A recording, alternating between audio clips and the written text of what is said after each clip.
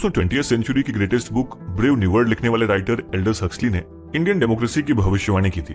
Huxley ने 1960 में कहा था कि भारत में लोकतंत्र तब तक ही है जब तक देश में पंडित नेहरू की सरकार है, उसके बाद यहाँ डिक्टेटरशिप या फिर मिलिट्री का राज होगा। देखा जाए तो इंडियन डेमोक्रेसी को लेकर ऐसी भविष्यवाणी और भी देशों के बड़े बड़े थिंकर्स और राइटर्स के द्वारा किए जा रहे थे, क्योंकि आजाद भारत के लोकतंत्र में इतनी डाइवर्सिटी थी कि उसमें एक देश और उसके लोकतंत्र का सर्वाइव करना बहुत मुश्किल माना जाता था। लेकिन पंडित नेहरू भी चले गए, उनके नक्शे कदम पर चलने वाली इंदिरा गांधी भी चली गई और आज आजादी के बाद 7 दशक से ज्यादा का समय बीत गया है, लेकिन भारत के लोकतंत्र ने समय के साथ अपनी जड़ें और गहरी कर ली हैं। और दोस्तों इतनी गहरी हो गई हैं कि उसे उखाड़ पाना नामुमकिन है। साथ ही गहरी होती जड़ों के अलावा डायनेमिक डेमोक्रेसी ने 8 दशक में न सिर्फ खुद को इवॉल्व किया है बल्कि दुनिया के और देशों के लिए एक बेंचमार्क भी बना है। ऐसे में समझना जरूरी है कि जिस डेमोक्रेसी की कोई गारंटी नहीं थी वो दुनिया की सबसे बड़ी लोकतंत्र कैसे बनी। दोस्तों इंडियन डेमोक्रेसी का सबसे बड़ा वंडर उसकी स्टेबिलिटी रही है जो ओवर द पीरियड और इवॉल्व हुई है। आप अगर पर कैपिटा इनकम को देखेंगे तो दुनिया की 5th लार्जेस्ट इकोनॉमी होने के बावजूद भी पर कैपिटा इनकम के मामले में इंडिया की पोजीशन 190 देशों में 147 है, जो कि डेमोक्रेसी की ट्रेडिशनल थियरी से बिल्कुल अलग है। आमतौर से ऐसा माना जाता है कि वही डेमोक्रेसी जिंदा रह सकती है जहां के सिटीजन्स की पर कैपिटा इनकम बहुत बेहतर हो, और ऐसा इसलिए होता है क्योंकि जब तक उनकी लाइफस्टाइल और थिंकिंग पैसों की कमी और पॉवर्टी की वजह से बेहतर नहीं होगी तब तक उस देश में लोग डेमोक्रेसी को फॉलो नहीं कर पाएंगे। जबकि इंडिया के लोगों ने बढ़ती जनसंख्या के बावजूद इस समस्या को अपनी डेमोक्रेसी का भार नहीं बनने दिया है। देखा जाए तो इसी वंडर ने over the period Indian democracy को अलग तरीके से शेप किया है। दूसरे वंडर की बात करें तो आमतौर से ऐसा देखा जाता है कि जिन देशों में एथनिक और रिलीजियस डाइवर्सिटी होती है वहां पर डेमोक्रेसी बहुत मुश्किल से पॉसिबल हो पाती है, जिसे लेकर इंडियन डेमोक्रेसी पर बहुत से एक्सपर्ट्स और पॉलिटिकल साइंटिस्ट ये बोल चुके थे कि इंडिया में एक कॉन्टिनेंट जैसी डाइवर्सिटी है, उसे एक नेशन में फिट करके डेमोक्रेसी बनाया ही नहीं जा सकता, क्योंकि कोई भी ग्रुप डायरेक्ट इंडिया से जुड़ने से पहले अपनी एथनिसिटी या रिलीजियस कम्युनिटी से जुड़ता है, इसलिए डाइवर्सिटी में डेमोक्रेसी पॉसिबल नहीं हो सकती। अगर कहीं पर ऐसा होता भी है तो वो एक स्पेसिफिक काइंड ऑफ डेमोक्रेसी होगी जिसमें पहले से हर एथनिक और रिलीजियस ग्रुप के रिप्रेजेंटेशन और पावर शेयरिंग की गारंटी को इंश्योर किया जाता है, जिसे कंसोशिएशनल डेमोक्रेसी कहा जाता है। दूसरी यहीं पर इंडियन डेमोक्रेसी आपको और हैरान करती है, क्योंकि बहुत ही साफ है कि इंडिया में कंसोशिएशनल डेमोक्रेसी का कोई भी कॉन्सेप्ट नहीं है। यहाँ पर किसी भी तरह की डाइवर्सिटी को अलग तरीके से पावर नहीं दिया गया है। उसके बावजूद लोग एक साथ एक ही डेमोक्रेसी में 7 दशक से रह रहे हैं। दुनिया के लिए जहाँ इंडियन डेमोक्रेसी एक क्यूरियस पजल है, वहीं इस पजल का एक हिस्सा ये भी है कि इंडिया की इतनी बड़ी डाइवर्सिटी में ग्रेटर फ्रेगमेंटेशन यानी अलगाववाद की भावना 7 दशक में इतनी कम कैसे हो सकती है। दोस्तों आपको बताएं कि 1989 से 90 का समय ऐसा था जब देश में लोगों के बीच अलगाव की भावना पनपी थी, लेकिन सरप्राइजिंग बात यह कि उस टाइम पर सिर्फ 3.5% ऑफ इंडियंस के मन में ही इंडियन डेमोक्रेसी से अलग होने यानी कि प्रो सेसेशन फीलिंग देखने को मिली थी, जो समय के साथ और इंडियन डेमोक्रेसी के इकोनॉमिक डोर ओपन होने के साथ ही खत्म होती देखी गई। दोस्तों ये इंडियन डेमोक्रेसी का एवोल्यूशन ही है कि समय से लोगों ने अपने अंदर ये एबिलिटी डेवलप कर ली कि वो एक साथ 2 से 3 आइडेंटिटी होल्ड कर सके, जैसे कि एथनिक और रिलीजियस आइडेंटिटी और उसके साथ ही नेशनल या फिर सब नेशनल आइडेंटिटी। लेकिन यहाँ पर समझने वाली बात यह है कि समय के साथ साथ लोगों की नेशनल आइडेंटिटी कभी भी उनकी बाकी आइडेंटिटी की वजह से कमजोर नहीं हुई है। यही कारण है कि इतनी डाइवर्सिटी के बावजूद बिना कंसोशिएशनल डेमोक्रेसी बने इंडियन डेमोक्रेसी अपनी स्टेबिलिटी को बनाए हुए है। दोस्तों कुछ और वंडर्स की बात करें तो आज भी इंडिया में कास्ट और जेंडर को लेकर भारी असमानता है।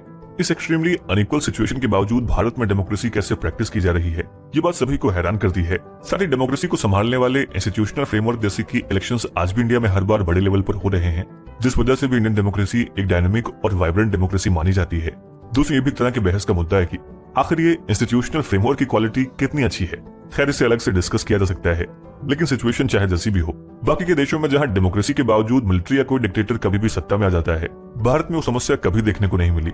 देखा जाए तो ये भी अपने आप में भारतीय लोकतंत्र की खूबसूरती है, लेकिन ऐसा नहीं कि हर समय भारत का लोकतंत्र एक जैसा था, बल्कि अगर आप आजाद इंडिया की टाइमलाइन को उठाकर देखेंगे तो आपको ये बहुत क्लियरली दिखेगा कि कैसे हमारे देश के लोकतंत्र ने समय के साथ साथ खुद को ट्रांसफॉर्म किया है। जिसकी बेहतर एनालिसिस के लिए आइए हम इंडियन डेमोक्रेसी के ट्रांसफॉर्मेशन पर एक नजर डालते हैं। दोस्तों पॉलिटिकल साइंस में कई तरह की डेमोक्रेसीज के एग्जाम्पल मिल जाएंगे, जैसे कि people's democracies, guided democracies, liberal democracies, यहाँ तक कि ऑथोरिटेरियन डेमोक्रेसीज। लेकिन डेमोक्रेसी की सबसे आइडियल फॉर्म लिबरल डेमोक्रेसी को माना जाता है। दोस्तों इसी अलग अलग डेमोक्रेसी की बात करें तो भारत के पास इस समय डेमोक्रेसी के लिए एक अलग ही एडजेक्टिव मौजूद है और वो है वर्ल्ड्स लार्जेस्ट डेमोक्रेसी। लेकिन इंडिया के केस में डेमोक्रेसी के एडजेक्टिव समय के साथ चेंज भी हुए हैं। भारत ने कंजर्वेटिव डेमोक्रेसी से डेमोक्रेटाइजेशन ऑफ डेमोक्रेसी तक का सफर तो तय किया है, लेकिन अब देश में एथनिक डेमोक्रेसी भी देखने को मिल रही है। दोस्तों अगर शुरुआत से देखें तो 1950s में इंडिया के एक डेमोक्रेटिक देश बनने के साथ ही साथ देश में एक तरह की कंजर्वेटिव डेमोक्रेसी ने जन्म लिया, जिसमें जनता के पास सरकार चुनने का तो अधिकार था, लेकिन अपने सोशलिस्ट अप्रोच की वजह से पीएम नेहरू ने देश की प्रोग्रेस को ध्यान में रखते हुए पूरे तरीके से लिबरल डेमोक्रेसी को कभी भी सपोर्ट नहीं किया। जिसके चलते देश में लाइसेंस राज और क्लोज्ड इकोनॉमी जैसी समस्या समय के साथ बढ़ती गई। लेकिन देश में नेशनलाइजेशन की भावना को मजबूत करने में पीएम नेहरू ने 5 ईयर प्लान लाकर बहुत बड़ा काम किया, जिससे शुरुआत में स्टेट्स के पास उतना पावर नहीं था जितना कि अभी है। फिर इसी के चलते सेंट्रल गवर्नमेंट के साथ कोऑपरेटिव फेडरलिज्म को बढ़ावा मिला। साथ ही देश में गरीबी और भारी असमानता को दूर करने के लिए बहुत सी प्राइवेट प्रॉपर्टीज और जमींदारों की जमीनों को किसानों को बांटने पर भी इंडियन डेमोक्रेसी को कंजर्वेटिव माना गया। लेकिन दोस्तों उस टाइम देश में गरीबी इतनी ज्यादा थी कि पंडित नेहरू के लिए कंजर्वेटिव डेमोक्रेसी को गरीब लोगों ने अपने हित में समझा और प्रधानमंत्री नेहरू 1947 से जब तक जिंदा रहे तब तक देश के प्रधानमंत्री बने रहे। 1952, 1957 और 1962 के चुनाव में भी कांग्रेस को सफल जीत मिली, जिसके चलते देश में कोई दूसरी पार्टी उतनी बड़ी पार्टी नहीं बन पाई। देखा जाए तो उनके बाद इंदिरा गांधी का भी अप्रोच सोशलिस्ट ही था। पीएम इंदिरा गांधी ने भी देश से गरीबी हटाओ और इकोनॉमिक इक्वलिटी को प्रायोरिटी दी। दोस्तों इसलिए उस टेन्योर को भी कंजर्वेटिव डेमोक्रेसी में कंसीडर कर सकते हैं। लेकिन इस दौरान उन्होंने बहुत से इंस्टीट्यूशन को रेगुलेट करके लोकतंत्र के लिए खतरा भी पैदा कर दिया था। इसलिए इंदिरा गांधी के दौर का लोकतंत्र और पंडित नेहरू के दौर का लोकतंत्र कंजर्वेटिव होते हुए भी अलग था। दोनों में सबसे बड़ा डिफरेंस यह था कि प्रधानमंत्री इंदिरा गांधी के दौर में पहली बार भारतीय लोकतंत्र को इमरजेंसी जैसे फैसले से थ्रेट फील हुआ। साथ में कॉन्स्टिट्यूशन और जुडिशरी की पावर को भी कम करने की कोशिश की गई। इसके बावजूद हम ऐसा कह सकते हैं कि वो समय था जब भारत के लोकतंत्र ने खुद को विषम परिस्थितियों में भी स्टेबल रखना सीख लिया और यहीं से असली भारतीय लोकतंत्र की शुरुआत हुई। क्योंकि इंदिरा गांधी के फैसलों से देश में न सिर्फ एक मजबूत विपक्ष तैयार हुआ बल्कि 1977 में पहली बार नॉन कांग्रेस गवर्नमेंट भी फॉर्म हुई, जो भले ही 1980 में जाकर खत्म हो गई हो। लेकिन इंदिरा गांधी और कांग्रेस जिस अथॉरिटेरिज्म की ओर देश की डेमोक्रेसी को ले जा रहे थे वो रुक गया।